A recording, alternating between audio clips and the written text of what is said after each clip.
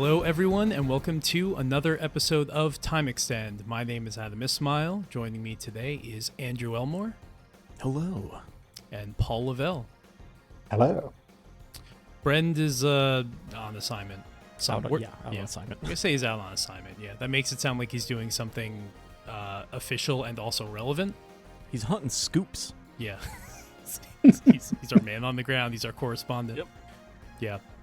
I've been wanting to get better at banter because a lot of podcasts I listen to are just like really good at just starting So out. Rave Racer came out today. Yeah. That's a perfect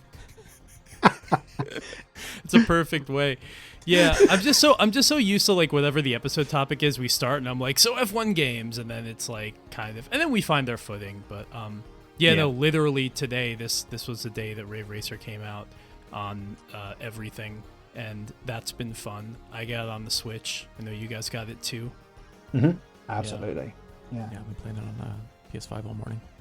Have either of you guys played it in like an actual cabinet before? Because I didn't until late last year when I was in Japan. Was the first time I ever played it. It was really cool. Yeah. I played. I think it was around. Sorry, Andrew. When it was roughly out. I played it a couple of times in an arcade. But you never really saw it in UK arcades at all. I was talking about this to someone earlier. Yeah.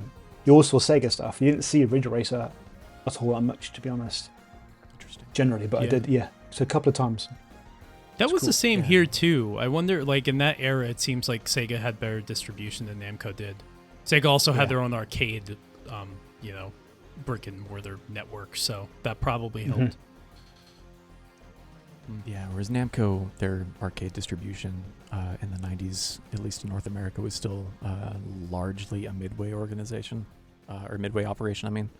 Okay. And like a few other random people that they were working with, but it was still spotty. It was something that I didn't really come to realize until working on this last video, is that like, oh, Namco didn't really get to put their own name on their stuff outside of Japan for a long time.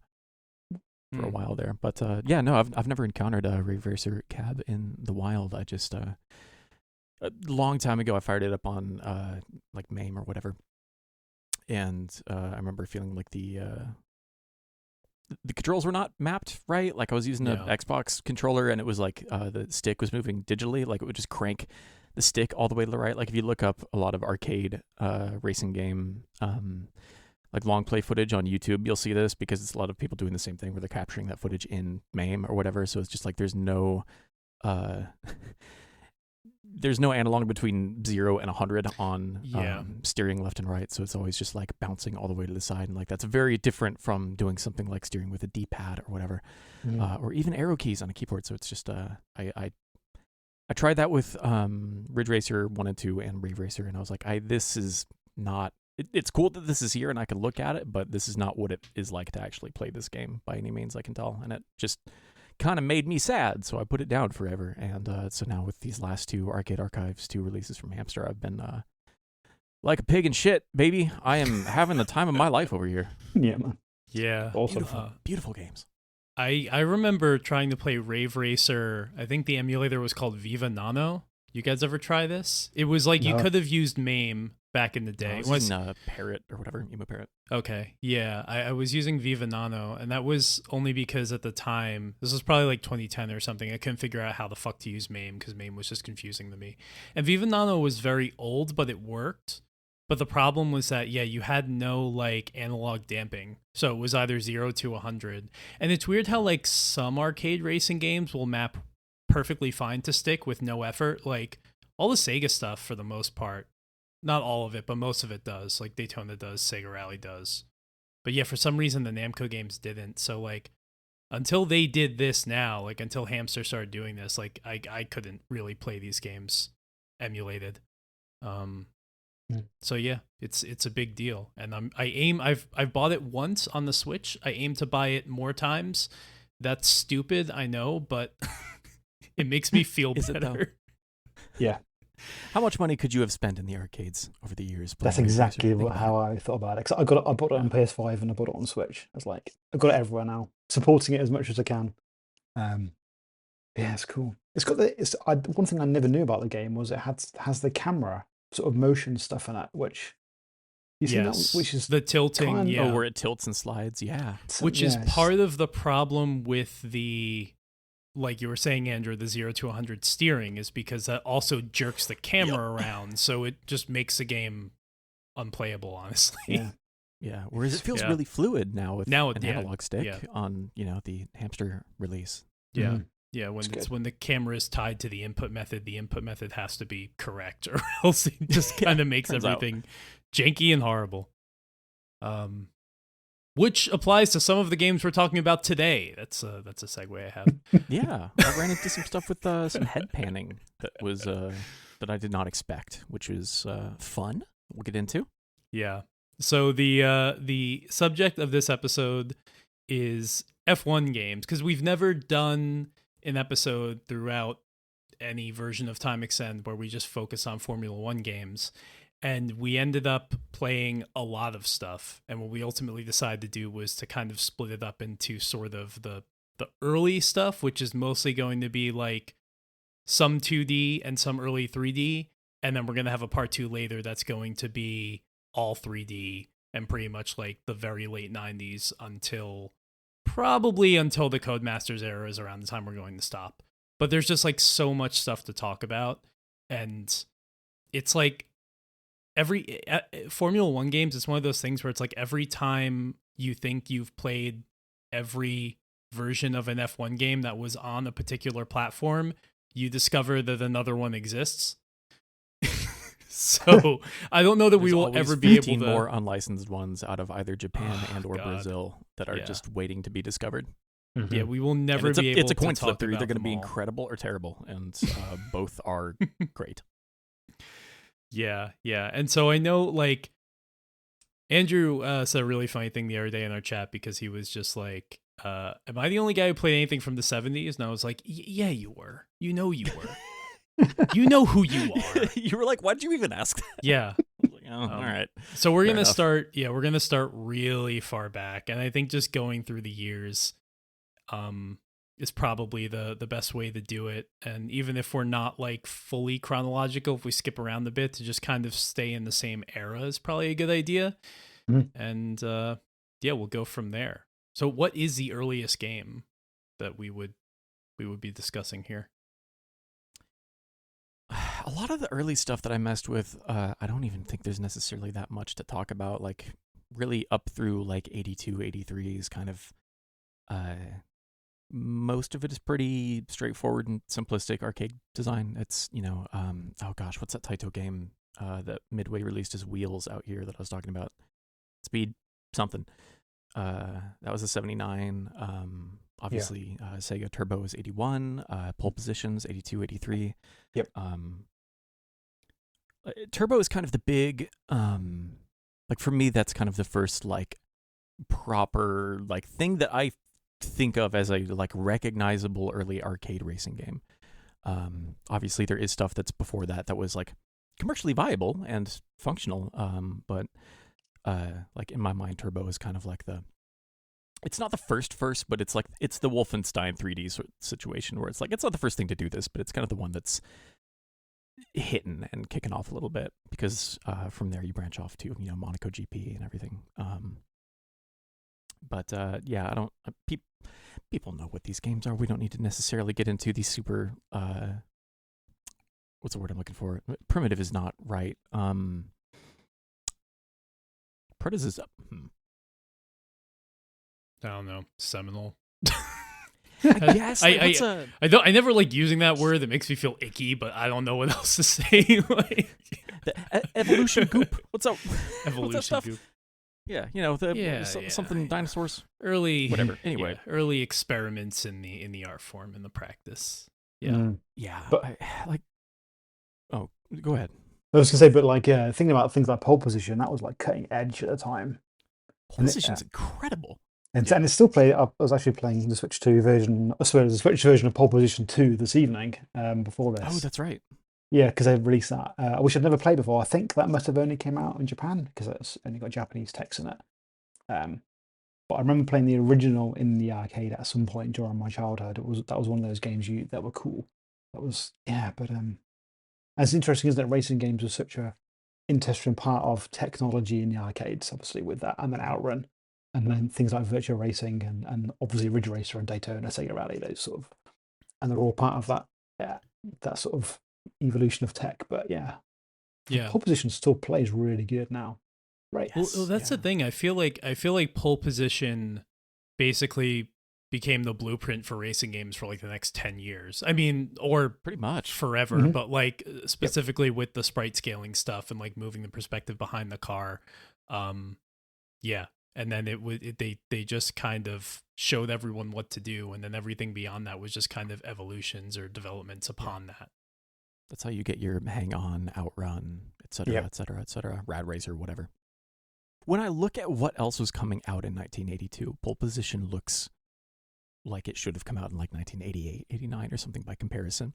Even for an arcade game, it's just, even for Namco, like a lot of their big stuff wasn't until the next year or two. A lot of like Tower of Dragon stuff was like 83, 84. But like I looking at pole position next to everything else next to it, again, like that's less than a year, I think, after Turbo would have released in arcades, which is a very simplistic top-down bitmap thing. Which does it even have multicolored sprites? I think so. I think it does, yeah. So it's like Galaxian did that in 79, 80. Mm-hmm. I want to say it was the first. Anyway, I just like pole position just is so far ahead of everything else around it, and it's so hard to imagine. Or rather, it's so very easy for me to imagine a kid looking at that game at the time and just being like, well, obviously nothing is ever going to look better than this.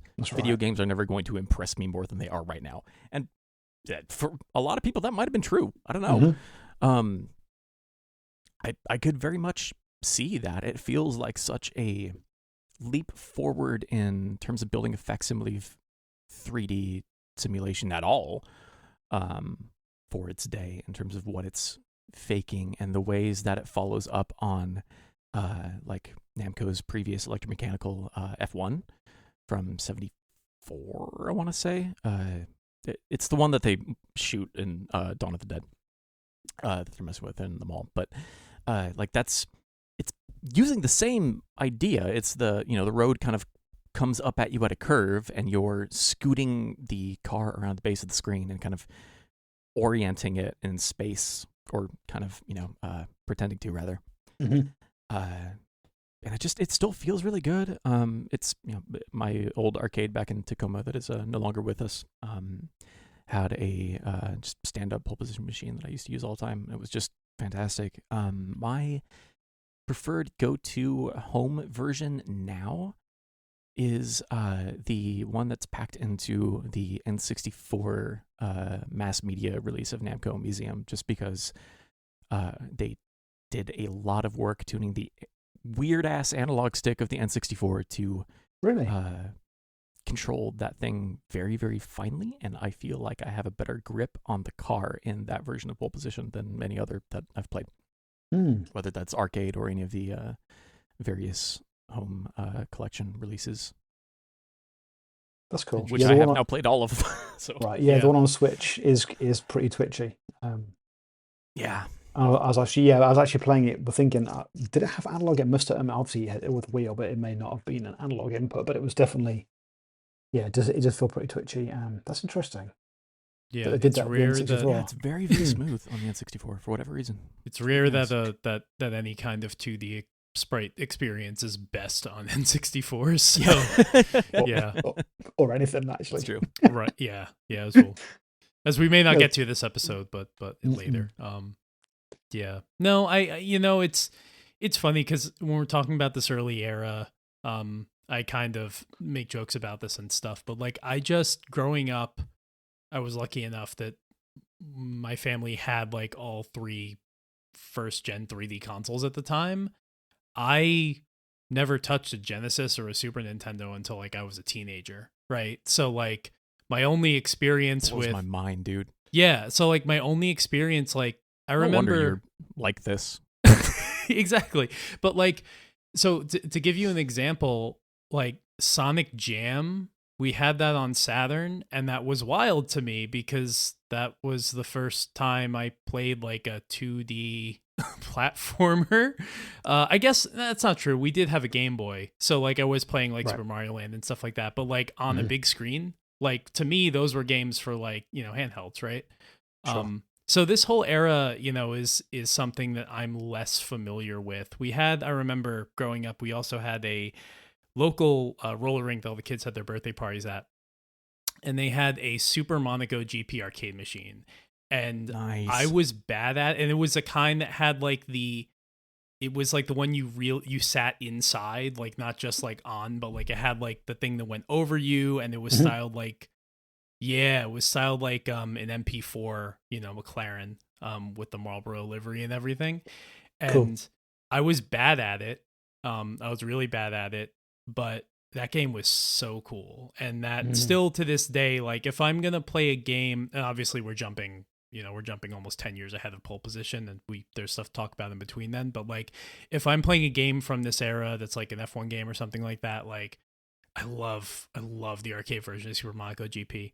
And like until the, like because the consoles back then in the late 80s and the early 90s couldn't do that kind of scaling justice. So like that's kind of where I start to really get into racing games, is like when the sprite scaling got crazy good. But then like that lasted, it felt like for a very short amount of time. Yeah. But that was that era was so short because then we, as soon as very quickly transitioned into polygonal 3D. Right. So yeah, that's why I'll probably have less to say about these early games. That's fine. I just want to get like a quick overview on some of the like kind of primordial stuff. That's the word I was looking for earlier, by the way.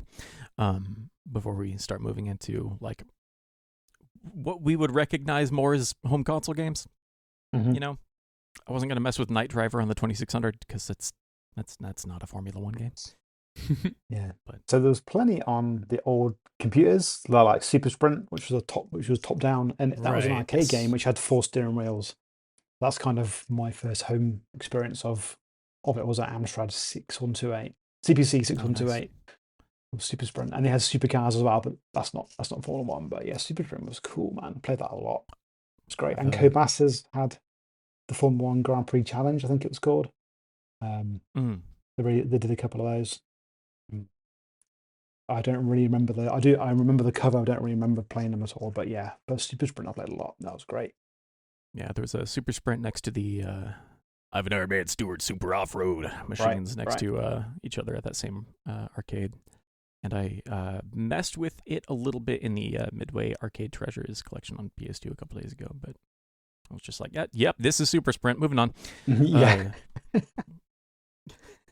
That's not to denigrate Super Sprint. It's just like, what do you say? I mean, it's pretty primitive, right? It was, yeah. All right, should we jump into the Famicom? Or should we? Do you have anything older than that? I don't think, no. I've got Final Lap on PC Engine, which is 88, 89, but so Famicom will be before that. Okay. And Game Boy. Game Boy stuff. Oh yeah, I don't have any Game Boy stuff. I know you do. I think chronologically, my first grabs here are going to be these two Famicom tapes here. Starting with F1 Race from your friends at Nintendo. This is a very early Famicom game. It's 84, so right after launch, first party joint. It is a perfectly cromulent pole position from your friends at Nintendo. So that must be, which is what the Game Boy one's based on, right? F1 Race. I don't know, probably. I've never played the NES version, but yeah. Or Famicom version. I don't think this. I don't. If any F1 games came out on NES over here, I'm not aware of them. At least not off the top of my head. I know there's a bunch of like random unlicensed ones on Famicom and stuff over the years, but yeah, if it is just called F1 Race and that's a first party joint on the Game Boy, then yeah, maybe. Yeah, that looks like that was kind of a version of the game with a number of changes. Did it have a 4-player? It did. You get a link cable with that, a link hub with that. Cool. Nice. Never done that, but cool. But it was a cool game. Is that also a sprite scaling style pole position joint, or is it a top down? It is, yeah. It's very, very hard. That's interesting. Really hard. You don't say. They don't want you to complete a single race in that game. It's the way I feel about a lot of these games, actually. Even as the tech got more sophisticated, there were some developers that were just like, "What if you can't finish? What if the battle is not just against your fellow racers, but against the laws of physics themselves?" Yeah, against the developers, against yourself. Yeah, they could put less content in, and he say, "Yes, that's how you do it." Oh, perfect. It must have loads of tracks, but I've only seen 2 of them. No one will ever know. You can just claim however many you want. The next one after that I grabbed on Famicom was much later. 4 years later, in '88, we have F1 Hero from. Okay. I believe this is almost entirely by one dude by the name of Satoru Nakajima. This game is cool as hell. It's like super technically detailed and in depth for a Famicom game. Like before you jump into a race, you have a crew chief that gives you a detailed breakdown of every single turn with notes and advice on all of them.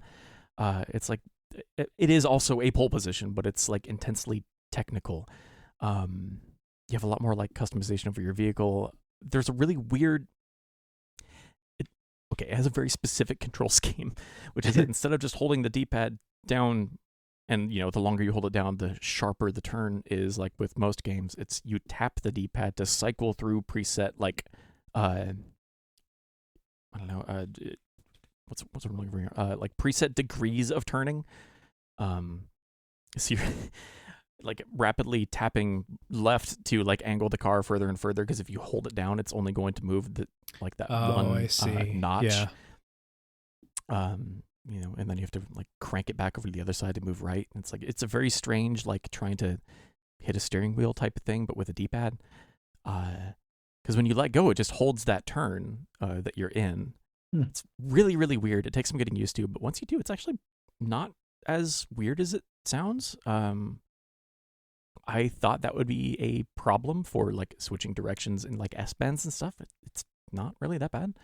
It worked out smoother than I expected. So it's kind of right in the middle, smack dab sort of the Famicom life cycle there. But it is, while still being a pole position, it is like all of the other stuff around it and all of the back end stuff seems like it's wildly ahead of everything else that I've played from this era, at least so far, in terms of other weird racing games and stuff, not just F1 stuff. Yeah. So two I've things. Never seen a crew chief breakdown of every turn on every track on a Famicom game. Yeah, dude. That's nuts. Yeah, that is in depth. One thing, just because I imagine somebody might be screaming it, Satoru Nakajima was a F1 driver. From like, I'm an idiot. I'm sorry. It's okay, but yeah, from like the late '80s to the early '90s. So, and this game was apparently localized, and I'm just finding this out now because I obviously nothing about it. It was called Ferrari Grand Prix Challenge. On what? Which is on the NES. On NES? Yeah. Which is okay, funny. Which is funny because I don't know if this game is licensed like by like to have anything to actually do with F1, but Satoru Nakajima was not a Ferrari driver. So they're just like, let's put the Ferrari. Incredible. Let's crazy castle this shit. It doesn't matter. Right. Okay, because I was just going off of like what was on the splash screen and stuff on boot up, and I thought this was just like published by Varier, and like I didn't bother looking it up. It just like the only other name on there was Satoru Nakajima. And I was like, there's no way this was just one dude, but I don't know, maybe just one really nerdy guy's passion project. No, apparently, Adam, thank you for educating me and the viewers at home. Well, that's apparently cool. The NES version was converted local. I don't know. I mean, Famicom and NES are the same, right? So I'm seeing it was developed by System 3, which is interesting. But that's cool. I don't know what the work to do to take. I mean, they're the same hardware, right? It would have just been localization, I would imagine. Yeah. So it's not doing anything weird with any like special mapper chips or anything. Yeah. So Acclaim put that out here.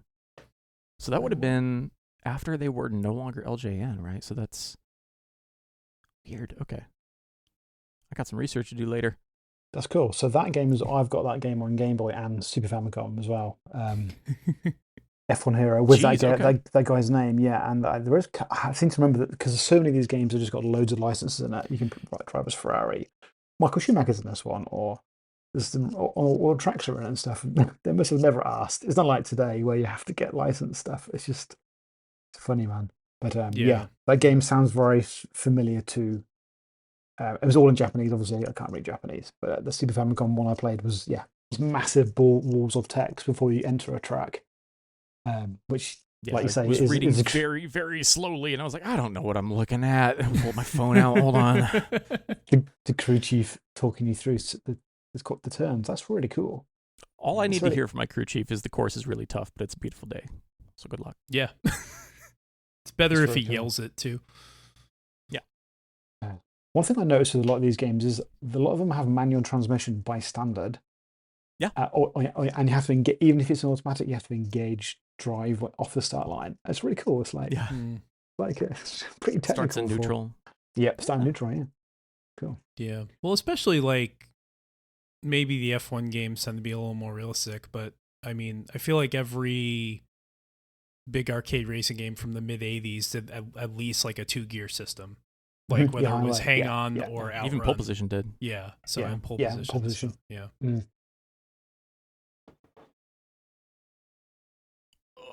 All right. We'll move into PC Engine there. Yes, the PC Engine is kind of split between into the camera, into the streams, sprite scaling style, and then there's ones that are top down. There's a few of these that are top down. I've got F1 Triple Battle. I haven't got They've got the cards here.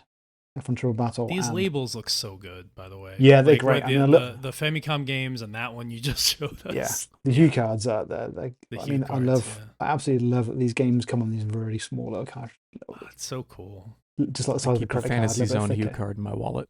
They're great. Sorry, say again. You got a Hue card in your wallet? I keep a Fantasy Zone Hue card in my wallet. I would too. Yeah, it's ace. And you go F1 Circus and F1 Circus 1991. Which are very similar to each other, as you'd expect. But that's what I played. Yeah, they're top down, and they drive so fast. It's actually really hard to play because you can't see the corners coming up. I don't know if that's just a bug in it that they never fix or something. I don't know, but because a couple of games I have F1 Circus, F1 Hero, I think it is on the Game Boy.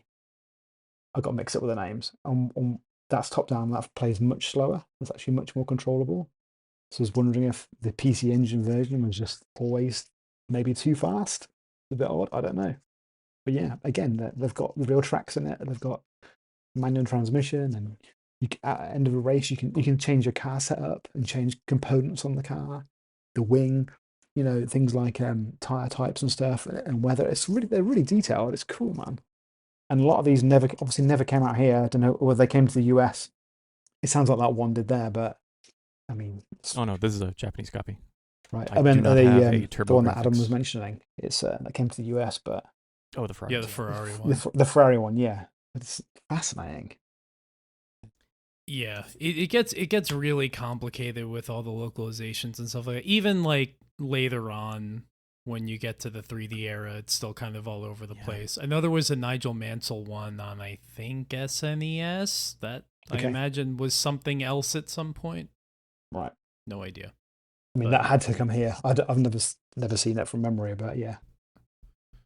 But the best PC Engine one I've got is Final Lap Twin, which is Namco, and they are. Yeah. But this one has ready control cars in it. Kind of looks like a Tamiya or a Kyosho on the front, maybe, along with Formula One. And it's got the story mode in it. It almost looks like an RPG game. And you go and do little missions and tests and stuff, and that's all with these off-road buggies. And then after a little bit, you go off and do some Formula One racing. And there's like V12 in it, and there's V8s, and again, different transmission types and stuff. And it's cool, man. That was the one I was showing you the other day. It's great. But it plays really well. It plays like pole position. In fact, it's got to be based on it. Like even today, it plays fantastically. It's not one of these ones that have dated horrifically over the years. Yeah, I mean, like we like to talk about how racing games are maybe the genre that possibly best benefited from the move to polygonal 3D. And there's a lot of people, the Adam Ismails of the world out there that They're like, yeah, racing games started in 1993. This is exactly what he sounds like, by the way. It's a perfect, flawless Adam impression. But yeah, it's it sounds like Scott Stapp. Like a lot of woof. But yeah, like a lot of these, there were people that cared a lot about this stuff back, long before the tech was in a place where it could put you in that space. But they cared a tremendous amount about doing everything they could with what they had. And they worked really hard into making all of these, like even if things like weather and like tires and V8, V12, etc. on a 2D, very simplistic racing game on an 8-bit system, even if that's just like they're tweaking values a little bit here and there, they are still tweaking those values here and there. Absolutely. And it's still done by like hand, and it is still done, work. As a, it's authored. And sometimes you can tell more than others, but like I think F1 Circus 91 is a very good example of that. It also just has fantastic music, but like it has very detailed handling settings for a kind of Sega Turbo style follow-on or a Monaco GP style kind of thing. It is really fast and twitchy, but I think in a very arcadey way it becomes playable once you start memorizing the layout of the tracks and you start kind of instinctively knowing where the turns are and start kind of adjusting for them before they're on screen, which is something that's very difficult to do in 2 dimensions when you're moving top down and it's not like a Rally X situation. Right. But yeah, it's a really cool little game. Shout out to Nichibutsu. Oh, this is a Nichibutsu. Cool. Yeah. Nice. Got that big old owl on the back. That's such a great logo, man. Again, I don't know that I've ever played one of their games, but I love their logo. What you got? What's your next one?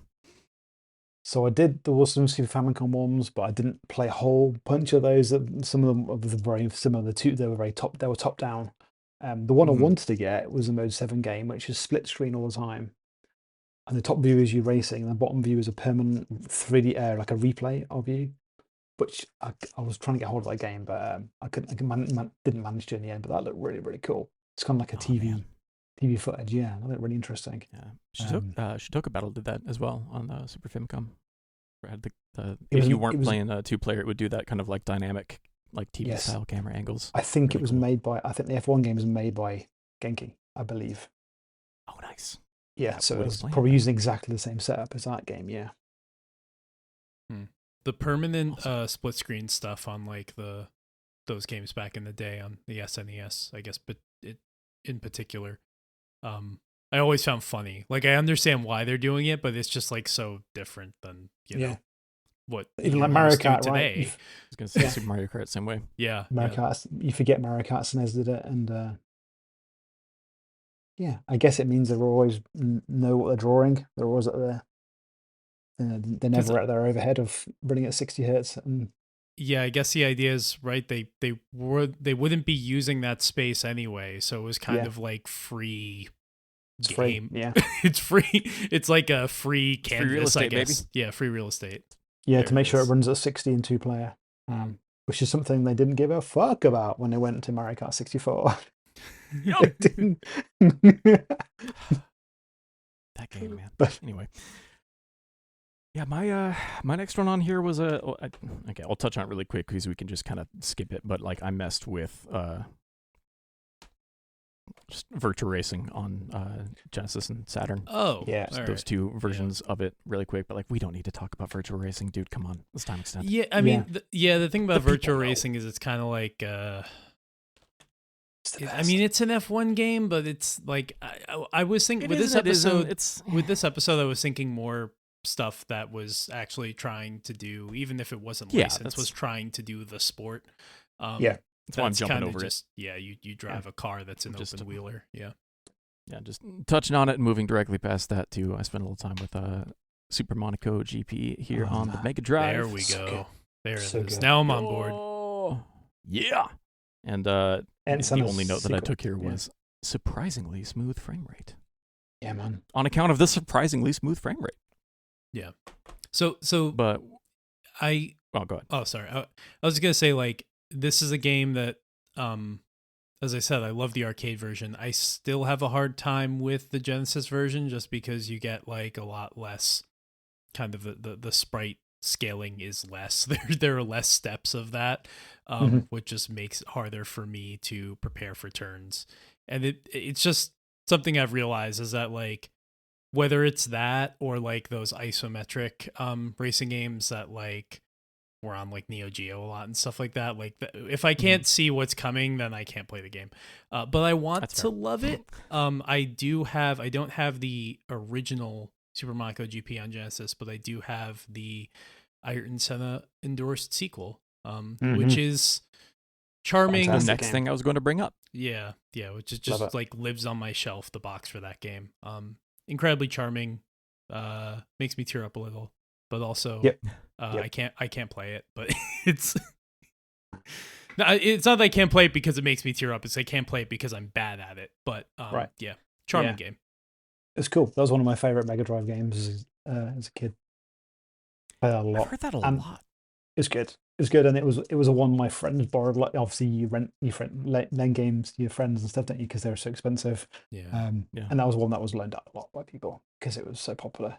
It was a wicked, and you could do multiple seasons in it, and again your car setups and stuff. And it had a bit of stuff from Ayrton at the start. It's cool, and obviously I was a big fan of Ayrton Senna during that era when he was racing, and watching it with my dad as a kid and on Sundays. It's a great game. Now, I believe that is the game that, because I mean, a lot of these that were endorsed by like a single driver and didn't have like an F1 license or an FIA license, they just made shit up for the rest of the field. I think that's a game that replaces the footwork team with feet, which I always thought was the funniest thing in the world. I love that. That's great. Yeah. And then all the drivers have like, instead of Gerhard Berger, it's like, Jerry Brussels or something like that. They all do shit like that. So something right next to it. Yeah. But yeah, I had a lot of fun with this. It's smoother, faster, more detailed, both like physically and visually than the first one. It's pulling off more and running better, which is very, very impressive. It's just, like once you, again, it takes a little bit of getting used to because it's just like the kind of cockpit view racers of this era are weird. But again, I've heard from so many people that were, like teenagers or whatever at the time, especially around the UK when it was gigantic. And it was, Mega Drive was not nearly as big in Japan as it was elsewhere, but like it was also one of the more popular games there as well. And it's, I was like, okay, this is clearly something that resonated with a lot of people. And famously so. And I've had it for a long time, so I wanted to sit down and like spend a little bit more time with it and really kind of try to figure it out. And once I started having a hell of a lot of fun. This is a really very, very good 2D racing game. It feels great. It's you can't see super far ahead of you necessarily, but like you can compensate for it better than in the previous one, I think. It just works. I don't know. I feel like I'm pulling this on my ass, but I think sales of this game accounted for a double-digit percentage of the Brazilian economy at the time of its release. Because they went fucking entire GDP. Yeah, I mean, it just obviously with Senna and everything, as went well fucking nuts for this, and the Genesis was so big over there. Yeah, so I mean, F1 was such a popular sport. I mean, it is now still, but in the UK, and also in the UK at the time, you had 4 TV channels. And one of them on BBC One on a Sunday would have the F1 on every other Sunday whenever it was on, So it was like, there's a good chance a lot of people would be watching this sport. And then a lot of people had a Mega Drive. Yeah. And it was just it was like perfect storm. It's like FIFA now, or FC rather. It's just big. It's like FIFA about 5 years ago. It's like they're just these, it's just, very popular, I guess. Having his name on it did wonders for sales as well, I'm sure, because obviously him and Prost at the time, their rivalry and stuff was legendary. Yeah. And I think like it's interesting how, of course, at this time, all the hardware was so vastly different.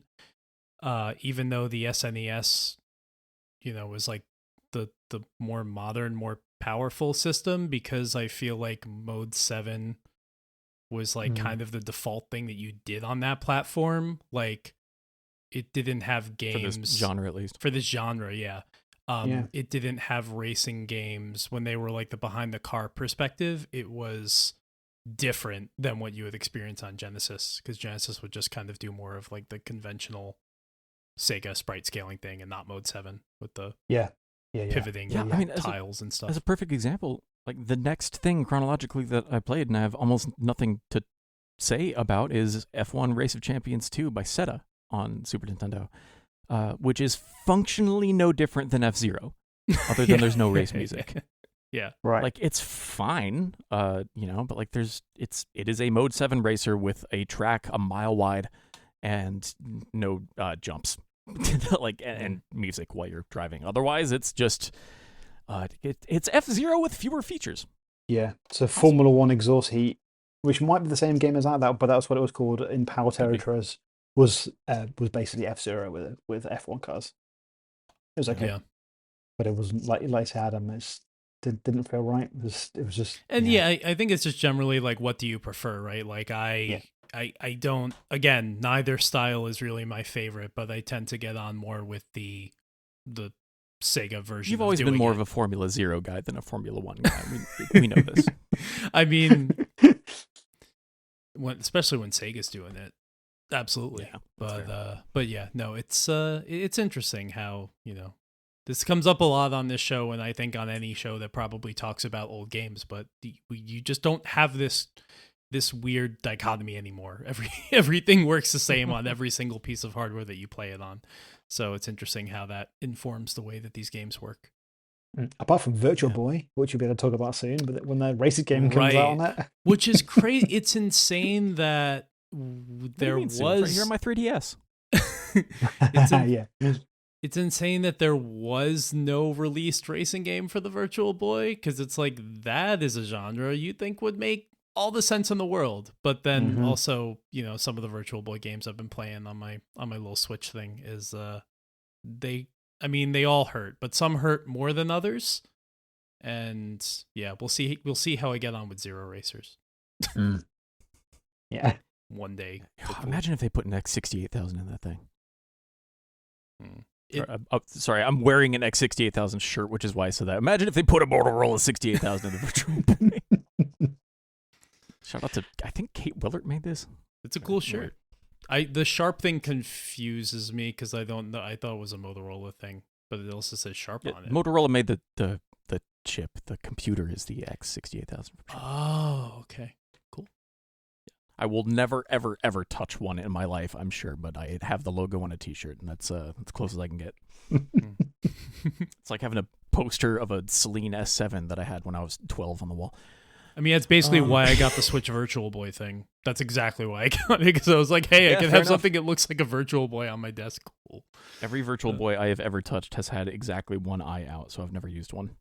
It's cool. All right, next on down the list here. Paul, do you have any other not before 2D jumping to stuff? Not 2D, no. Okay, because I'm about to move into like Saturn era. Okay. Actually, really quick. Yeah.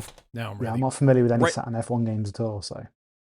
Okay, right before we dive into that, just real quick touch on, I also messed with the old Sega Ages remake of the original Monaco GP, which also is in this ridiculous collection that we got in the United States with like most of the Sega Ages PS2 games on there that no one apparently knows about because it's just called Sega Classic Collection. But okay, yeah, it's really, really, is Virtua Racing in that? Virtual Racing FlatOut. Yes, Virtual Racing out. Right. Okay, Outrun, Space Area, Virtual Racing, Monaco GP, Tant R, Golden Axe, Columns, Fantasy Zone, Bonanza Bros, and Alien Syndrome. And that's okay. No, that's not M2. What is the? No, that's the D3. It's not D. Was it 3D Ages or D3 Ages or something like that? Right. It was like some sort of collaboration between Sega and someone else. Yeah, it's 3D Ages. I know a lot of people don't like Virtua Racing FlatOut, but I actually think it's kind of cool.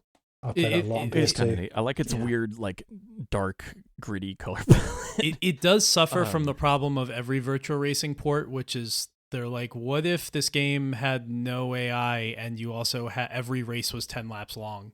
So like I fall asleep halfway through every race, but but it looks cool. It's cool to have it on PS2. Yeah, I have it's a curiosity. The standalone Yeah. disc. Yeah. Yeah, I forgot to grab that's. I have the Japanese one downstairs. I forgot to grab that. Yeah, But yeah. the Monaco GP remake that they did here is pretty good. I think it's a little bit mid 2000s flash gamey. Yeah. But I don't know. I like the original Monaco GP quite a lot. My hot take that I mentioned in the chat earlier was that I think maybe original Monaco GP is probably better as an arcade game than Super Monaco GP. But I don't know. I don't feel strongly enough about that to fight about it. I haven't played enough of the original Monaco GP, so I can't really talk about it either. It's almost a quick time event in the sense Yeah. that you're kind of like tapping to rotate the screen at the right time more than you're driving, really, in a way. But yeah, that's fine. Yeah, Saturn time? Saturn time? Mm-hmm. Yeah.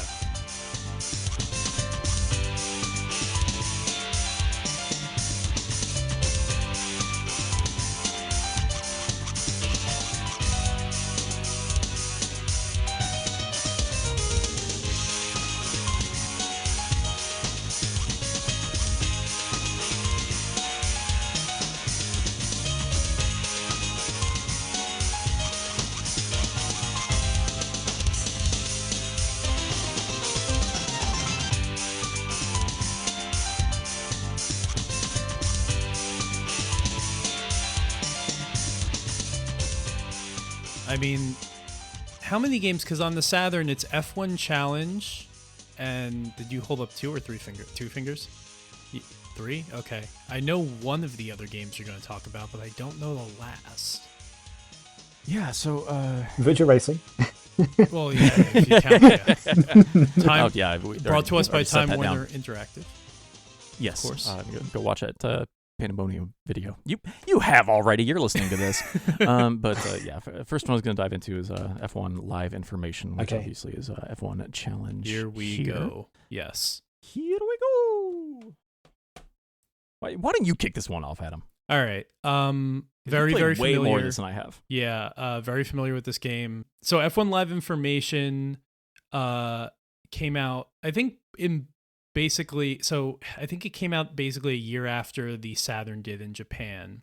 And the reason why it's called F1 Live Information is because it has commentary, and the commentary is like a core part of the experience. Like, there is no music, and it's not just like, and as we'll talk about, the Murray Walker commentary in like Formula One on the PS1, very good for the time, especially to Murray Walker. Like, it sounded great, but like, there's still, he's not talking during the entire race. And in F1 Live Information, they literally talk during the entire race. And like, every single time, for example, if you pass, like, I don't know, you pass Damon Hill, they'll just go into a thing about Damon Hill last season. They'll talk about like how Hockenheim is, you're on Hockenheim, and it's a track that requires like, top speed and low downforce and shit like that. So they just kind of use all these time they can cues. fill with color commentary. Yeah. And it's really cool. I mean, I imagine the effect is like less impressive after you've played the game like one or two times through. But those guys, I don't remember their names. I wrote about this actually for the drive a while ago, but they are kind of like Murray Walker was in the UK and in Europe. They were the Japanese commentators on Fuji Television. And this game it doesn't actually have the FIA F1 license, but it has the Fuji TV license, and it has the FOCA Teams license. So that's how they're able to get away. FOCA license to Fuji Television, Sega Enterprise. That's cool. Yeah. So the US version, does that have English? Who does the English commentary? No. So the US version is called F1 Challenge and completely replaces the commentary with music that is not in the Japanese version. Okay. And the music isn't in the Japanese version at all, right, Andrew? I don't think it is. Not that I recall. I don't think so. At least not during races. Because there are three real tracks in this game: Hockenheim, Suzuka, and Monaco. And then there are three fictional tracks, which in the North American version and the Western version are called Neo City. And I'm wondering if like maybe music plays during those races in the Japanese version, but I can't recall. Most of the time you're playing like the Japanese version, at least, it's going to be commentary, whereas like it's all music in F1 Challenge. And this is a thing where, again, I would probably feel differently if I could understand Japanese, but the music in F1 Challenge is so fucking good that like playing it without that soundtrack, I mean, like I've put it underneath like so many time extended episodes. But those 3 main tracks, Suzuka, Monaco, and Hockenheim, have their own songs, and they're all so good. It's all Red Book audio. You have the disc, just rip it to your PC or whatever. It's great. So, and it's a fun, like, it's interesting. I was very curious as to how this game would land amongst the rest of the early 3D F1 games that I played, because I hadn't played pretty much any of them before, including the bizarre stuff. And it is really its own thing. It's kind of its own thing in the sense of like it's more of like a Sega take on it, even though they didn't develop it, so it's only got a couple of tracks. The handling is very simple, but it still has fuel consumption. It still has tire wear. There's like a downforce element and a gear ratio element. So like it has a little bit of shit you can do as far as like the tuning side is concerned, but it's just like a very simple, very easy, not at all hard to drive pick up and play F1 game. And I think that's pretty cool because, as we'll talk about later, a lot of the other games were not like that. they were hard. So yeah. My issue with F1 Challenge has always just been a combination of like draw distance and resolution in terms of having difficulty telling what I'm looking at sometimes. There's one there's one like wall in the middle of that straight at the end of Suzuka that just screws me up every single time. But what I did from here on out with all of the polygonal games is I just booted up Suzuka in all of them because it's in all of them. It did the same thing, yeah. I figured that would be a good just like watch everyone have a completely different take on what this course looks like and what the like geography and size of everything and like ratio of the like turns. Like it just turns out everyone has a wildly different idea of how to represent this track, which is kind of fascinating. But yeah, that's what I ended up doing. But the frame rate in this game ends up getting way, way better when you turn off the rear view mirror, turns out. Yeah, surprise, surprise. But yeah, when you turn it's actually like really fast. I was shocked. Like for a 3D Saturn racing game, it's flying when you turn that off. I don't know. This is probably my... I was going to say my favorite Saturn racer to use a wheel with, but I don't know if... I don't know if that's true. It feels true. In this moment, it feels true. It's a really good game. It just works really good. I mean, look, it's not like... It's one of those games, like, it's not a Sega Rally, right? But it's... No, that's a D-pad game, though. Yeah, but it works for what it is. It targets something and it achieves it, and I think that's really cool. Because like apparently Probe Entertainment, which did a lot of stuff on the N64, of course, they had Extreme G. They at one point were almost going to port the Bizarre Creations F1 game to Saturn. That sounds like it would have been weird. Bad, not because of Pro, but because of the Saturn. Really curious as to how 20 odd cars would have turned out on that system on track at once. But because the Saturn never got. I mean, Andrew, like, yeah. So what else is there on the Saturn? Because I don't think it ever got anything quite like a F1 sim, right? No, not really that I am aware of. The other stuff that I'm about to talk about very briefly here is super esoteric and strange, but like I think F1 Challenge works really well as a kind of relatively early showpiece, I think, for what the Saturn is good at. Like the Japanese release, they even went as far as slapping the old Sega Sports logo on the box down there on the front, which they didn't even do here. It's in the game though when you boot it up. It's in the sorry. Yeah. No. Yeah. But it's got a lot of really good. Like it's still like the customizability of it is simple and arcadey, but it's functional and works really well. Things like tire management is weirdly fun. It rocks that Cinepack video for a lot of like FMV stuff that's in there. Yeah, I don't know. If you are a Saturn haver, this is a good ass F1 game. Kind of your only F1 game, but like at least it's a good one. Yeah. Also, it's a very funny FMV intro because it's all CGI done on the workstation or whatever, and it's just Ferrari, like Jean Alesi's Ferrari model, very nice on an endless straight road, and it gets closer to the camera very, very, very slowly. And it speeds away, and this is the entire video. The Holy Grail running up, and it's like a 3-minute intro where nothing happens, and they have two models, which consists of the car and the track that it's on. It's really funny. Hell yeah. Okay, really, really quick. The other two things that I want to grab are so Formula One Grand Prix Team Une simulation from 1997 from Coconuts, Japan. It's a management sim. It's an F1 management sim. You know what these are. We have them now. They exist. They are quite popular. It is one of those, but for the Saturn and Japan only back in the day. The other much more interesting and weird one that I have been begging for an unofficial translation for years that will never ever happen is Tactics Formula. Yeah. This is a turn-based tactics RPG that takes place on a Formula One racetrack. It's such a cool idea.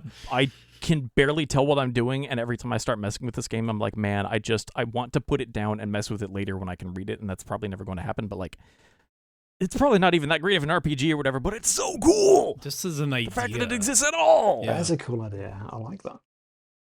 Yeah, like you're just like you are expending resources to like overtake around corners. It's like space by space, like moving around a board game or whatever. It's a really, really cool game, and it's made by Aki, which is weird. I've played a Formula One board game stuff, right? Yeah, I know there have been.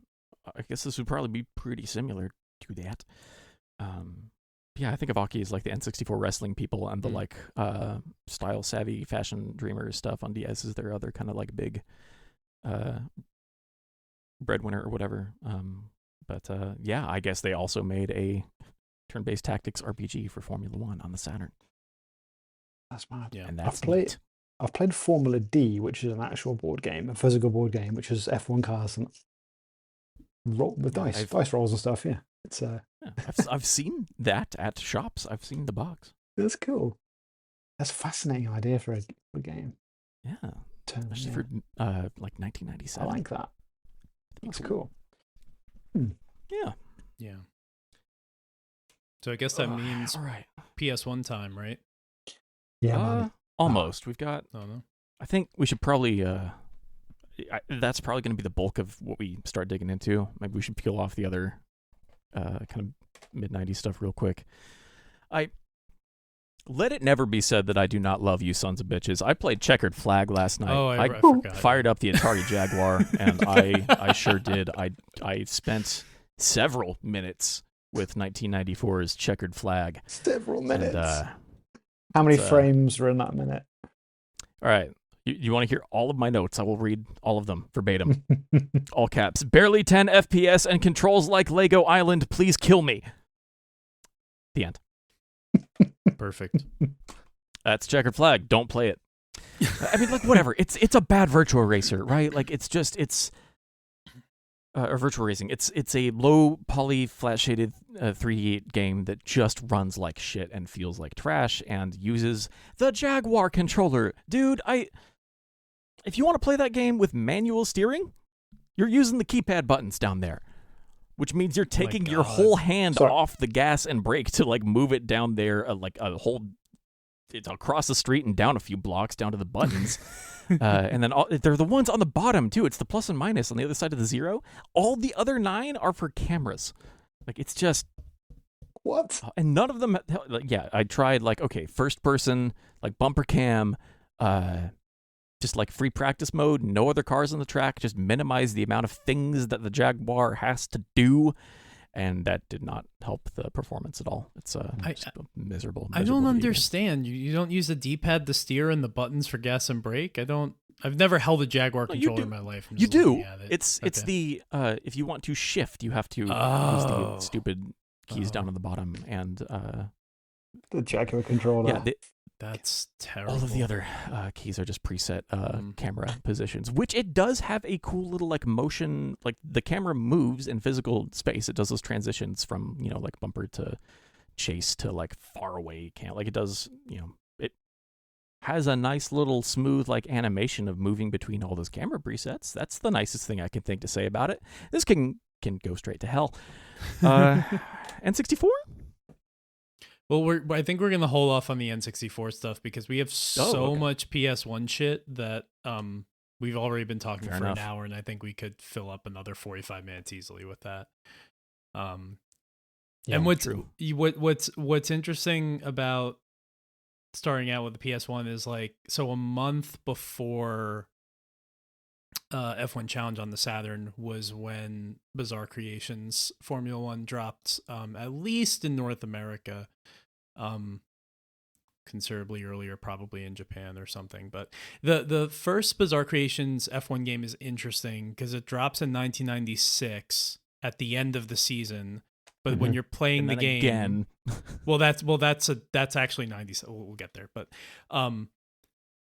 and then when you're looking at like, because it has all the information for like the drivers and the teams and the championship, it's all 1995 info. So even though it came out after 96 was done, it's like, you know, what was Jean Alesi? How many race wins did he have in 95? You know, so weird timing, I guess. But like, God, this game, I have to admit, despite the fact that I love Bizarre and I love PGR and I should by all rights like this game, I never touched it until last night, and it's amazing. Like it's just fantastic. It is so much better. I don't know. I like, for whatever reason, when I think of like sim kind of like racing games from this time on the PS1, I didn't grow up with the Toka games, right? But I've tried to play like World Touring Cars and stuff like that.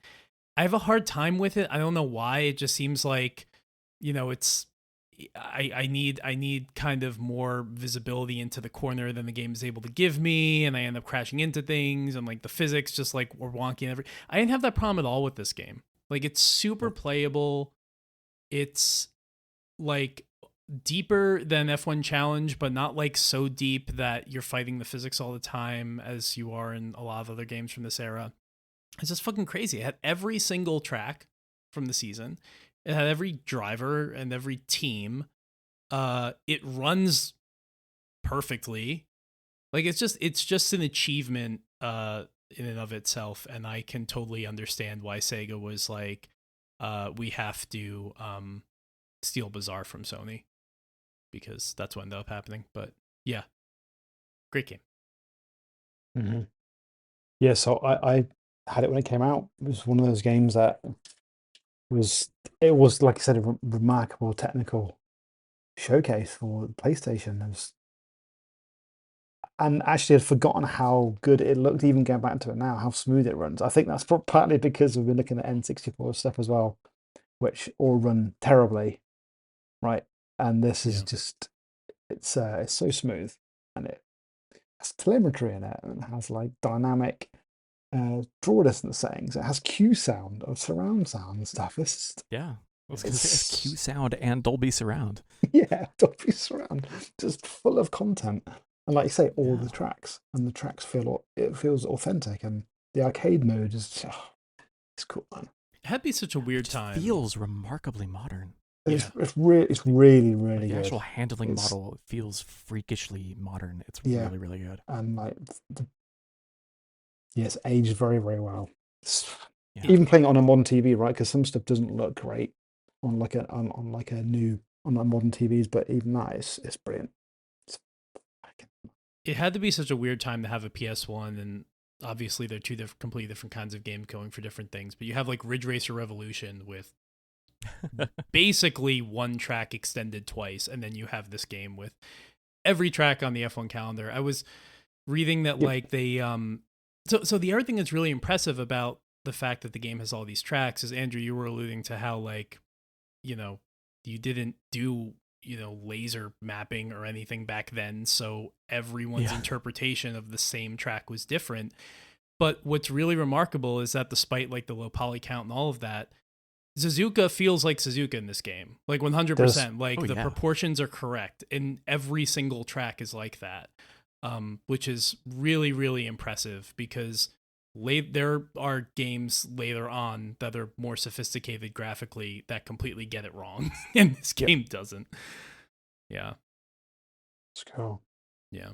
I was really surprised by the difference between arcade and Grand Prix mode, which will become even wider, obviously, in F197.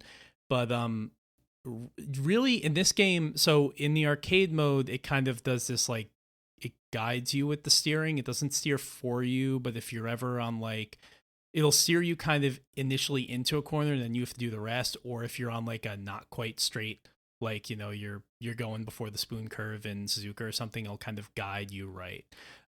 It'll do things like that, which it doesn't do in the Grand Prix mode.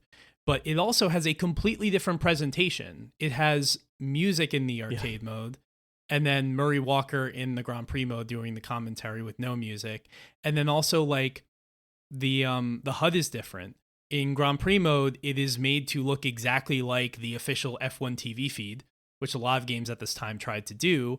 And then in the arcade mode, it's completely different. It just looks like any racing game. And that extends to, like, the pause menu too. Like, the level of just focus and detail on these things, it's just not something you see anymore. Like, I'm used to, like, an arcade mode of a game being like, you know, it's 3 laps and that's it. You know, it's some kind of simplified experience. You're not doing, like, practice or qualifying. But I mean, as time went on, when they did the sequel, it was completely different physics, basically. Like, it was a different game. So yeah, I'm just thoroughly impressed with everything Bizarre did on these games. I think the first one, so I think generally speaking, everyone tends to say that, like, 97 was the height, right? Because I mean, Bizarre only did 2. Yeah.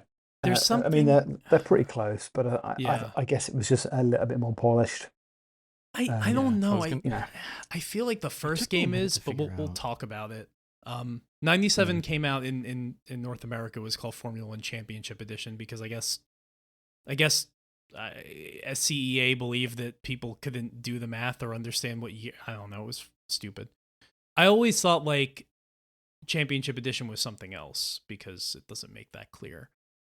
I read a bunch of different places that it was a re-released version of 96 with an updated, like, season roster or something, and I was like, I don't know if that's completely different game. But the problem is the only ones that actually say Formula One 96 and 97 that I have are Japanese, so it's like, I don't know if there is any, if it's a regional difference that I'm looking at, probably not, or, you know, whatever. The most important thing is that the screenshots for 96 and the Japanese one show all this, like, telemetry, and, like, they have these number breakdowns for, like, Rubens Barrichello and Schumacher and all that stuff.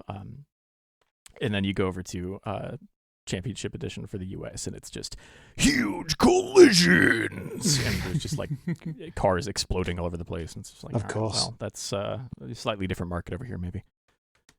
Very refined taste of the American mind. Oh, actually, I'm looking at my notes, and a couple other things I wanted to bring up. It had a PC release, the first game, which is cool. I want to try to play that. That is cool. Yeah. I pressed a button. I think it was in arcade mode. I pressed a button. All of a sudden, I was shadowing another car, while my car just, like, stopped. Like, you could change the camera mid race to follow other cars, but it's not like the computer takes over your car. So it's just really funny. Weird. Yeah. Okay. Really, really funny. There's a ladder mode, which I was like, what is that? And what it is you're basically given one rival every race you have to finish in front of. So it's not like you have to, like, get to, like, the front of the pack and, like, 20 cars or something, which is cool. It's cool there. Yep. Yeah. Yeah. You're dueling within the pack, which is fun. The music is someone internally at Pignosis, I think, who you know could shred, but they also have songs from, like, Joe Satriani in there, and there's one song that was also in Gran Turismo 4, which I think is pretty funny. So yeah. I mean, it might have been, like, oh no, because it wasn't the Wipeout team. I was thinking it might have been Cold Storage that had done the music, but no. Yeah, but that wasn't there. Because that surprised me. This is all I feel like something would have activated in my subconscious if it were cold storage. In the first game, it's all like, I did not expect the soundtrack to be like fucking shredding guitars. I thought it would be a little more like Wipeout or something. In the second one in 97, there is a different soundtrack for the arcade mode, and it's techno and not that great. It's PlayStation music. Yeah, but not like cold storage. It's not that good. It's the world's most generic amen breaks and stuff, like whatever. It's fun. We're in a different time, man. We're in a different time. Very, yes. Back when just like simplistic drum and bass was like the go-to for all stock library music for a good like 15 years. I had always heard that Bizarre had kind of been picked up for stuff like MSR, PGR, etc. off of the back of their PS1 Formula 1 games for Psygnosis, but I never actually sat down and played them until this project. And the only way that I like kept them even like apart in my mind at all was from Sean Johnson's Psygnosis video a while back. We just went through every single thing that they released on PlayStation in every territory. But I was so taken by both of these first two games when I first sat down with them that I was just like, I mean, that was the thing that I posted about the other day. The only ones that I felt the need to make a post about. I was just like, man, this is so, like, it emerged so complete, so fully formed. I just like, if I were an F1 fan who owned a PlayStation in 1996, 1997, I would be perfectly happy with this, I think. Yeah. It's fantastic. It's another one of those games where you can see why, at least in the UK, where PlayStation just fucking dominated. Yeah. Because it had titles. I mean, we talk about what it's like now with Xbox and PlayStation, but like back then, that was just, it was so far ahead of everything. It's a generation ahead of anything else. Like, again, unbelievable. Like, I like F1 Challenge, but that is not this. Like, this is like they nailed it. You know, it had everything you could possibly ask for. It drove well. I mean, even just like at the time, like a game that handled as well as this game handles is not something you could take for granted. Like, so good. So 97, I think it's kind of like, I mean, like structurally as a game, it's everything from before, but a little, it's more or slightly better. But like, I don't know, the menus are pretty garish, and like I feel like they made some decisions with 97 that kind of make me like it less, even though it's objectively or technically a better game. Sure. I don't know why, like the HUD, they did things with like the TV broadcast HUD where like everything is like kind of pinched, like all the words and everything. I was like, did I launch this game in 16:9 or something? But okay, interesting. Yeah, just I don't know. I mean, again, great game. The arcade handling in that game is fucking insane. So like drift, but it's weird because it doesn't. You can get some air, dude. Yeah, that's the other thing is like the cars are a lot lighter in 97, and in the arcade mode, the handling, I think they really took to heart a lot of the criticism about how like if you put one wheel off in 96, you spin. So when you play the arcade mode in 97, you could literally just drive through the grass and lose no speed. And also when you kind of turn harshly, the car will do this. It'll look like it's drifting. The tail will kick out, but it doesn't actually really change. It's almost like playing traction. Yeah. It doesn't like change the behavior of the car. It kind of reminds me of playing like the first Dirt. Like how the cars would kind of pivot in that game and pivoting in the center a little bit. Yeah, they kind of do that thing. So I don't enjoy it, but I do think it is cute and fun how they completely just like were like, what if we made like, no offense, but like a baby version of this game? How would that look? And both of these games run really, really well. The only thing that tanks them is transparencies. So anytime you do go off the track for a little bit and kick some dust up behind your car, for just a few frames there, you'll have some of those.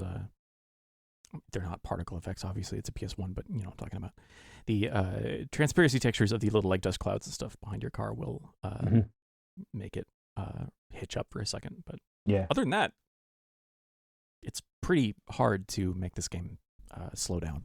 Yeah. Mm-hmm. I mean, you've got the dynamic draw distance, which I mentioned earlier. Which how does that work? Yeah, because I couldn't figure out what the setting was actually doing. So basically, you can either have it on all the time. You can have it locked, so it's basically either. Yeah, it's either a set distance or it's dynamic, I think. Yeah, so basically it'll adjust it so it gives you the best it can draw at a time to keep the frame rate at 30. Otherwise, or it tanks a lot. So locked would make it perform worse then. I think it performs worse. Okay. Yeah, I just left it on dynamic to be honest. Yeah, but I was just seeing that. I was like, oh yeah, I remember that. That's fucking cool. Seeing a setting like that in a PS1 game from '96 is crazy. Yeah. I mean, people are complaining about no settings in Tokyo Extreme Racer. Yeah, it's yeah, it's brilliant. The one more thing I wanted to say about 97 was that in the arcade mode they changed the. I don't think they're changing the textures, but they amp up the saturation of the colors. Did you guys notice this? No, I kind of thought that was in my head. No, if you launch like I launched Suzuka in like both modes, and like in the arcade mode, the colors are way more saturated. It's crazy. Okay, that's cool, man. Yeah, that's awesome. That's a really nice touch. Yeah. Well, I do want to talk about the commentary because you just don't. Yes. Yeah. You don't get it now. I remember when I was working on the new F1 games and talked about that sort of thing. It was like it is cool, but it's so limited, or you just can't comprehend how much work it would be to add all the stuff you actually think we should have in a modern way. But seeing it in this game, you have to theme your whole game around that live information. Exactly, yeah, and it's too much. But it is cool. It's like a nice thing, and hearing Murray Walker, obviously again, part of my childhood. It's just his voice, iconic voice. Shout out to Murray Walker. I think part of the reason it works so well is because Murray Walker can say, "It's Tarquini," and it like he doesn't need to say anything else, right? Like just that like 2-second soundbite is like I'm hearing Murray. Whereas like if it was any announcer, it's like who the fuck cares, right? Yeah. In 97, he gives like these long like before you start the race that season, he's like, last year in Monaco, this happened, and Ferrari testing this. Olivier Panis won, and it was a surprise, stuff like that, which is just like so cool. Like, yeah, even more modern F1 games and racing games like lose out on that. I mean, we'll talk about it next time we talk about the later F1 games, but the last Psygnosis one, F1 CE on PS3, like it wasn't. I can't remember the guy. It wasn't Martin Brundle. It was the other guy that they used to have. He gives like the race intros and stuff like that, but it doesn't tell you about the sport. It's just like, oh, we're here in Bahrain. The fans love it. They really did a great job with blending. I feel like they really saw that this is an opportunity to make the TV product, the broadcast product, align with the interactive product, and that's just something you just don't see anymore. So that's what impressed me the most. Yeah. It's another beautiful day for motorsport down here in Tatooine. Sorry, you started when you paused after Nate was like, wait. I just mentally inserted Greg Proops to doing the pod racing announcement in there. But I forgot that was Greg Proops. In my head, having him do that for F1 was a lot funnier than I think it immediately was. Shout out to any Time Extend listener who knows who Greg Proops is. We love you. I guess so. Speaking of 1997, I also really quick messed with Kart Precision Racing on Windows 95 from Microsoft. For the Microsoft Game Studios. Kart, indeed, it's not F1, obviously, but like in terms of video game subgenre, like we're in the same space, really, like the same reason I justify like Virtua Racing and stuff like that. Really cool in that it uses all of my old computer bullshit, force feedback, Sidewinder, joystick support, nice. And some fun mid-90s like audio features and early DirectX nonsense. So I don't know, it was very satisfying to drive. It felt oddly realistic. It was very detailed. It's extremely a Microsoft product. You have to like save your settings as like a document. It's all kinds of bullshit, but like it's that was PC games in the 90s sometimes, baby. All right, moving on. Yeah, I have Andretti Racing on both the PlayStation and the Saturn. I didn't play it for this, but that one's also like a kart style game.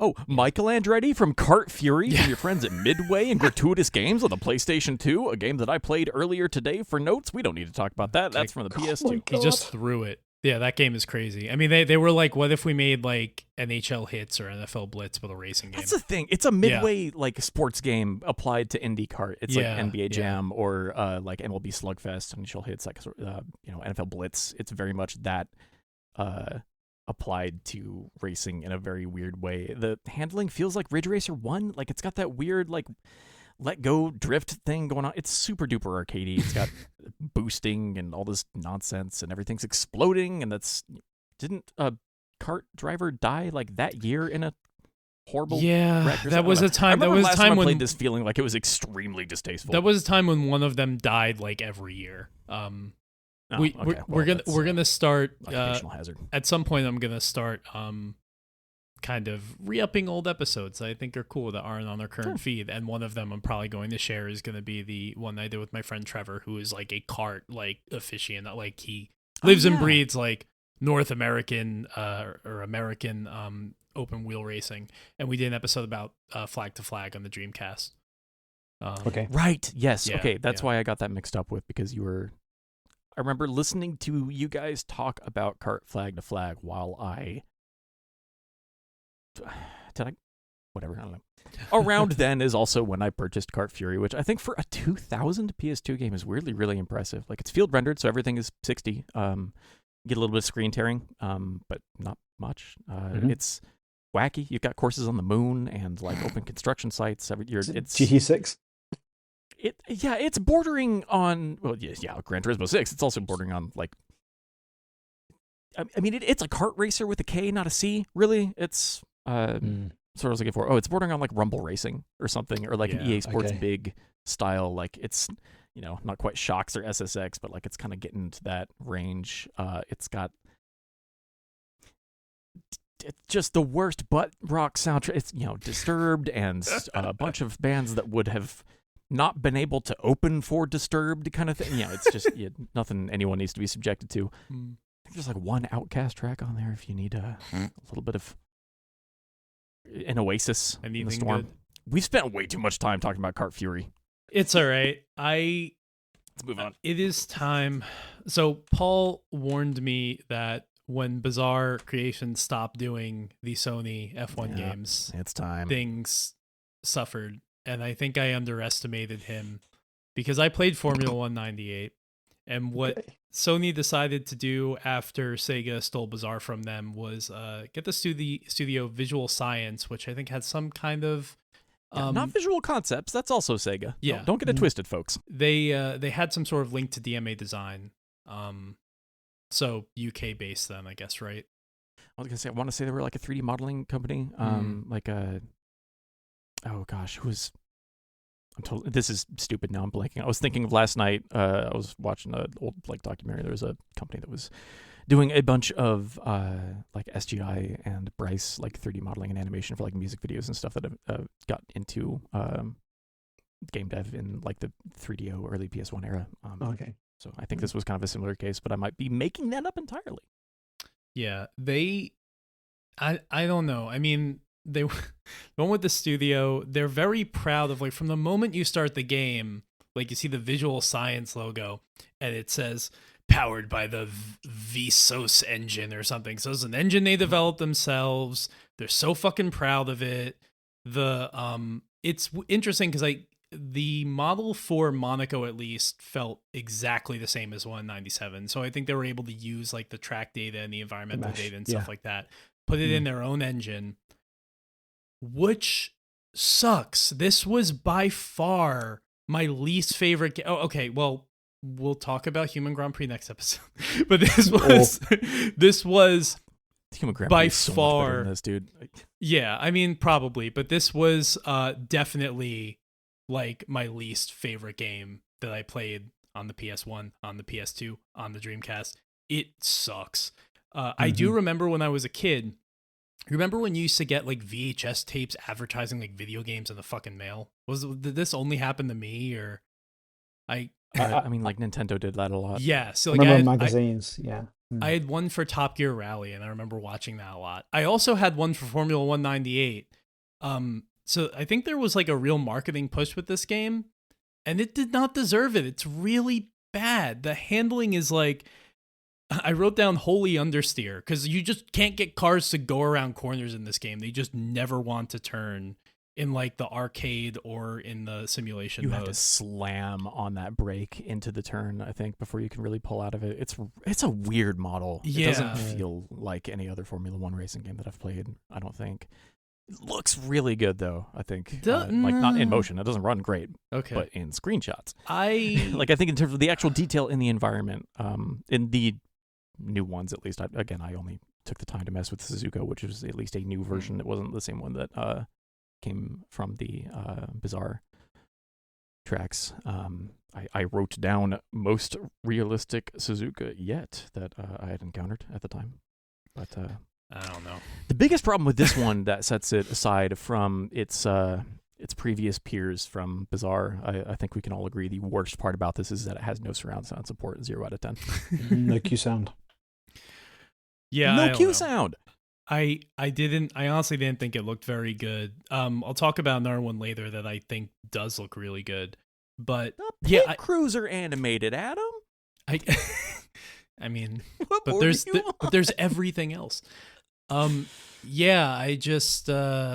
didn't like anything about this game. The menus are impenetrable. It took me like fucking 5 minutes to figure out how to like.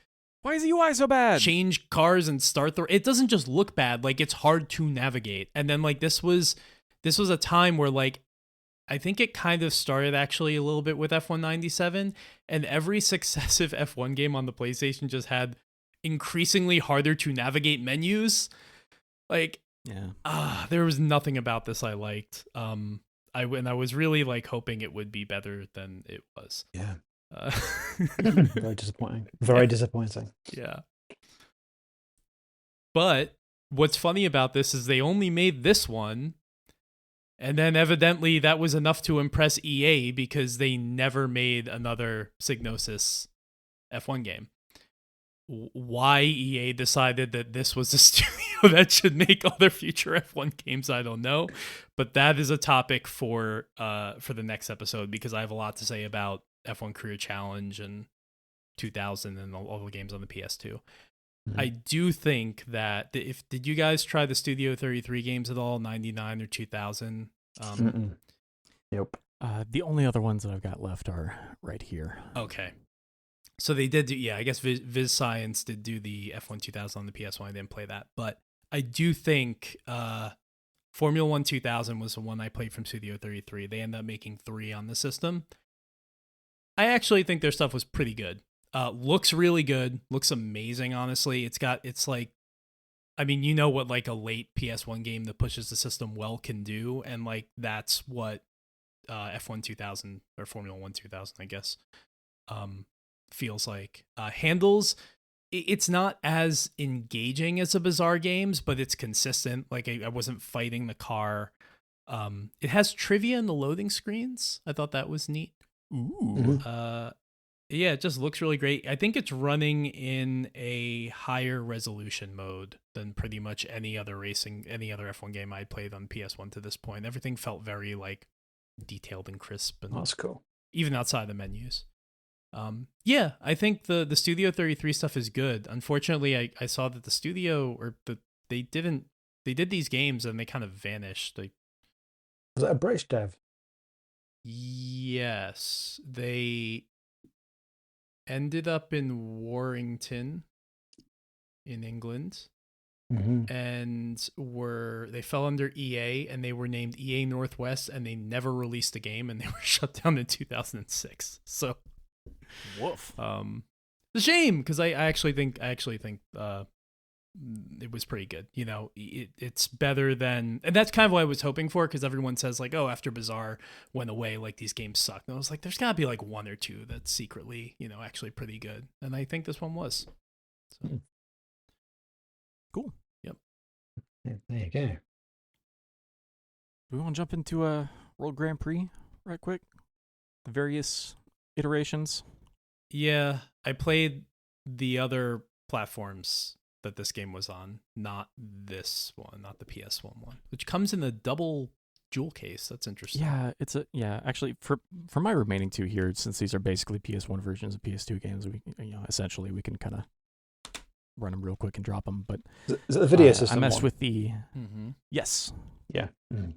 Yeah, I messed with the PS1 port of Video Systems F1 World Grand Prix, published here by IDOS.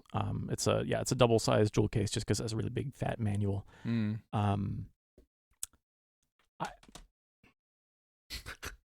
This game pulling up footage of it runs like a one-legged dog. It's performance is really, really bad, but it does do the head panning thing that I was talking about earlier, which I initially wrote down because I couldn't remember that. I wrote down, it does the Need for Speed shift head turny thingy. I'm smart. Does it make your vision blurry like it does in Shift? And no, you it's not quite that cool. No, actually, the kart performance racing on PC also did that, which I believe that game is only cockpit view. But that was also a really, like, it felt very nice, and I had not noticed that before in a game from 1997. That was cool. I do not recommend the PlayStation port of F1 World Grand Prix. I have not messed with the other. Actually, I think it was a Dreamcast port, right?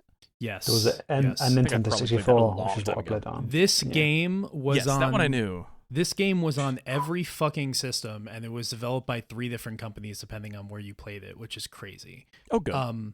I don't know. So, in like every territory, it was published. It was basically Video System was like the engine for this game, which is weird because I don't know anything about them. They're Japanese, right? I was gonna say they're just a dev studio. They've made a ton of stuff. Yeah, but like I never encountered them outside of this game. What's weird is that they developed the Dreamcast version and apparently the Game Boy Color version, according to Wikipedia. But they did not develop any of the other versions. The N64 one was Paradigm. The one you just were talking about, Andrew, was developed by a French company called Lankhor, which I've never heard about. I was just Googling that because that's the other logo on here that I had not seen before. But no idea. It's just so strange how they were trying to push this on like every fucking platform, and it was a completely different game every time. Because the shame of it is, and I'll save this for next episode, but I like the Dreamcast game. Like it's got problems, but it's got heart. Like it feels like a game that was developed by people who like wanted to convey like a faithful F1 experience in the way that like Bazaar did, right? It's just not as good a game. Yeah. But yeah, it's weird how this manifested. Yeah, it was really pushed in the UK on Nintendo 64 for its replay feature. Like, in fact, the TV commercials, I remember them vividly. I'm sure they're on YouTube of them just watching the replays over and over again because it was did GT have replays? It did, right? But yeah, I don't know. Anyway, maybe you could rewind or switch cars or something. It was better. I don't know. But yeah, playing it recently, it runs so bad, but it looks quite nice for an N64 game. Like it's got that lighting on it. It's like it looks like it's. I pinned that at the corner. Yeah, I mean, you can see the 4 in N64. If we're gonna just touch on the N64 one, because we may as well, because we're talking about this game. Sure. Again, production values I think are actually incredible. Like, so Paradigm developed that one. Paradigm did Pilot Wings.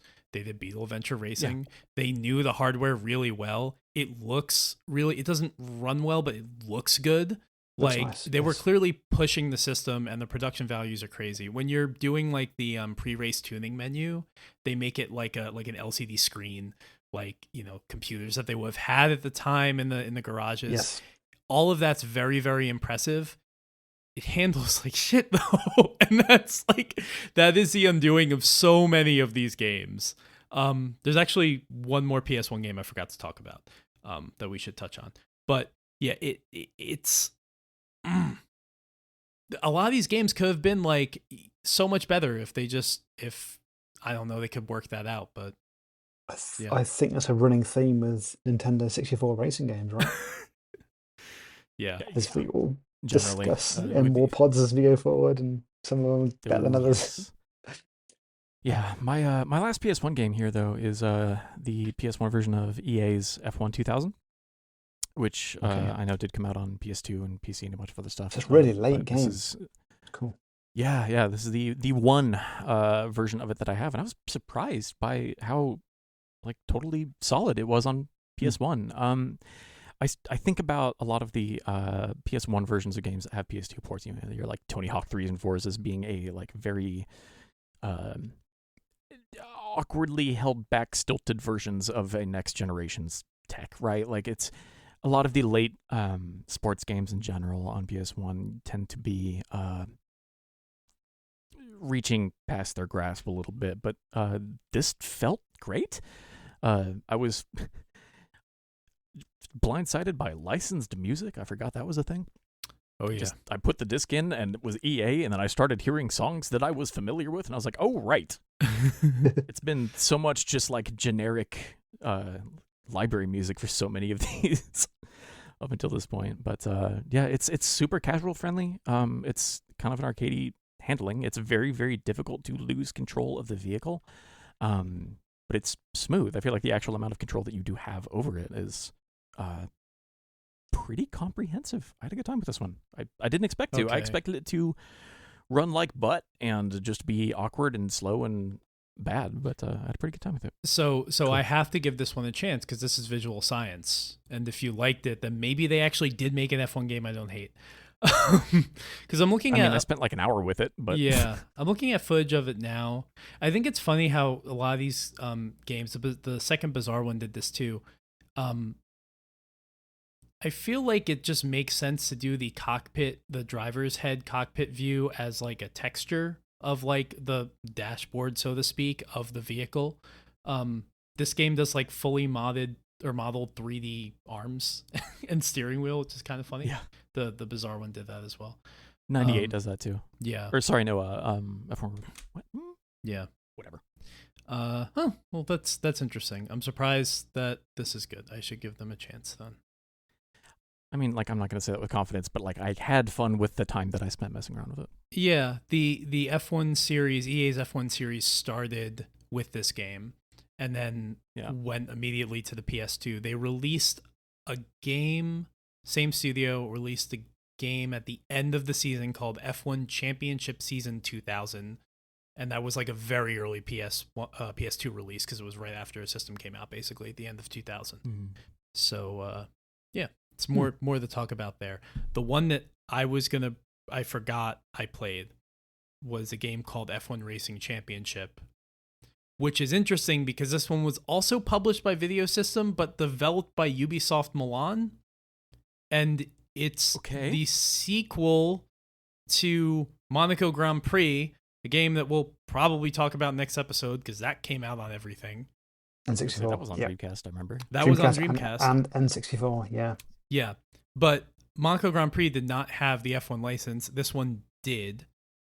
It's, I think, just like Monaco Grand Prix, like, these games are just, like, completely vibeless. Like, they just have no, like, this is what I mean when they talk about, like, it doesn't have heart, like, it doesn't have a, like, desire to convey, bring the TV, bring the spectator experience home.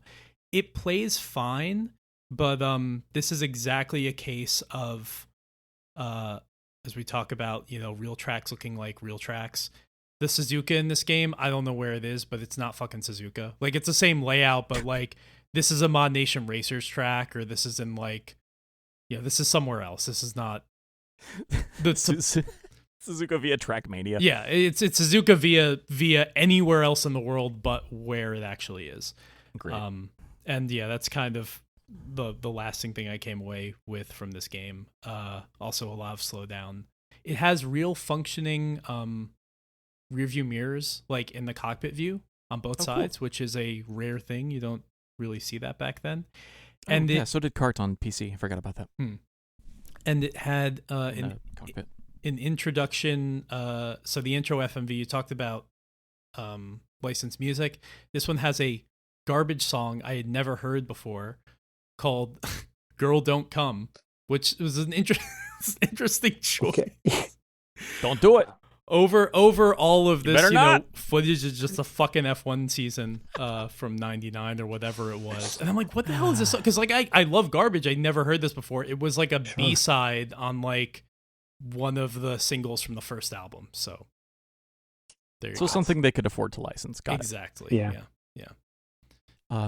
I do want to clarify for the kids at home that while there are like 5 Human Grand Prix games on the Super Famicom that would fall very well into our discussion topic for the day, we didn't touch any of them. Every time we talk about Human Grand Prix, we're talking about what was everywhere else F1 pole position 64 on N64 or Human Grand Prix The New Generation as it was in Japan. And apparently, we're not talking about this, but I ended up having a weirdly good time with it. I didn't when I covered it for Flashback 64 a while back, but like I sat down with this thing, unlocked the frame rate on the analog 3D, and I had a good time. It took me a while to get it, and I didn't start having fun until we're talking about it now. See how I did that? See how I snuck that in there? Yeah, that's right. Once I took the time to mess with the aero and the tires and stuff like that, I started to actually enjoy it. I don't know. I had a good time with this.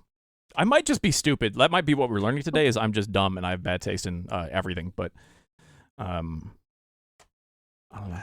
I had a good time with this. You didn't, clearly, but that's fine. I mean, it's funny because the menus and everything. Like like when I first started playing this game, I'm like, oh, they just stopped.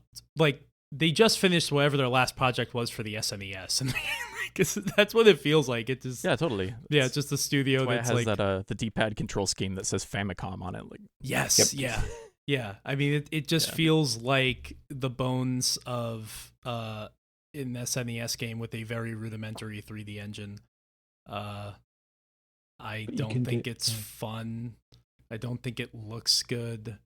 I don't think. No, it doesn't look good. It's an early N64 game. It's not. I don't think there's anything really redeeming about the actual gameplay experience, but the music is good, and it's just weird. It's just fucking weird. Anytime you start up a game and it says like proudly developed by Human in like big fucking Times New Roman font, like 0.90 font, like it just. You just need to play some cool old weird video games, man. It's weird. SOS. You can change controls to be, as I put in that picture on our Discord chat. You can flip the controls. I almost just brought that up. And you want to accelerate and brake with the N64 analog stick and steer with the D-pad like an absolute lunatic, holding that thing in sin and punishment mode. In left-handed mode, that is, yeah, left-handed mode. I didn't try it. I probably should for when we open part 2 with Human Grand Prix. Yeah, but eventually I got along with the handling model and had a pretty good time. It's not, again, it's not going to win any awards or whatever, but like, I fired it up a second time on purpose. That says something. That's cool. I didn't try it overclocked. I should try it overclocked, like Unleashed, rather. Unleash that. It runs, it runs well. All these games, like even F1 World Grand Prix on the N64, like they all run well overclocked. Paul, do you have thoughts about this before Andrew takes us into another game we didn't plan to talk about? No, I'm done. That was the last thing I had. We're done. I didn't. It just didn't play well. Frame rate was so bad. It was just. But maybe I should play it with the fully unleashed mode. But it's just like handling the frame rate is. This is atrocious. This is so bad. I think we'll touch on. We should put some more time into it and do it again for part 2. Just knowing nothing, like I wasn't familiar with the Human Corporation before this game, so the idea, like I had heard about these games a long time ago, that there was a series on like the Super Famicom or whatever called Human Grand Prix. I'm like, what the fuck is, like I honestly thought it was some weird like icky People like race genome thing. Like I thought it was that kind of thing. I didn't know it was a fucking F1 racing game. Hilarious. So anyway, that's it. We have so much more to talk about, but hour 45 is where I like time extended episodes to be. Yeah, that's cool. So part 2 will PS2, Dreamcast, N64. Yeah, Rest of N64, Dreamcast. There's a lot to talk about on the PS2. Touch on the PS3. I gotta play the Sumo Digital F1 games, at least the PSP one, the 2009. Right. Yeah, and I ended up taking quite a bit of notes on that. I had a really, really good time with that game. That's good. Yeah, and there's obviously the old Jeff Grannon ones, the Amiga games, which I don't have any way of playing them now, but. That's a thing. Cool, man. Like, I'm sorry to anybody who wanted to hear us talk about like Jeff Crammon's Grand Prix or anything like that. I would love to. I don't know how you play that game. I know they're coming out with like the last one on the re-releasing it on Steam, but like all the PC stuff. Like, I'm sorry. Sorry, we failed you. Maybe we'll do a PC Sim episode one day when Andrew tells me a mini I went on that. Yeah, that'd be cool. How to do that. Finally, take the time to figure out how to turn my Mister into an Amiga. My personal rule for this episode was, again, this is mostly just due to being dead broke for a very long time now, but it was just whatever I've got lying around the house already. Not going out and acquiring anything ridiculous like I did for the snowboarding and PSP episodes. I was just like, all right, what do I have on my shelves already that we can create content with? I only actually owned 2 of the games I played, and we didn't talk about them on this episode. So, well, that was the problem. Like, if we want to start going like ODEs and flashcards and stuff like that, like functionally we could just play everything ever and we'd be here all day long. So I wanted to like cap it off to just like stuff that I could stack on my desk and hold up to a webcam for this audio podcast. All right, that's all. See you next time. Back to Rave Racer. Back to Rave Racer. Bye. Yes, everybody. Back to Rave Racer and TXR. No, I'm just kidding. I'm gonna go work for like 6 hours.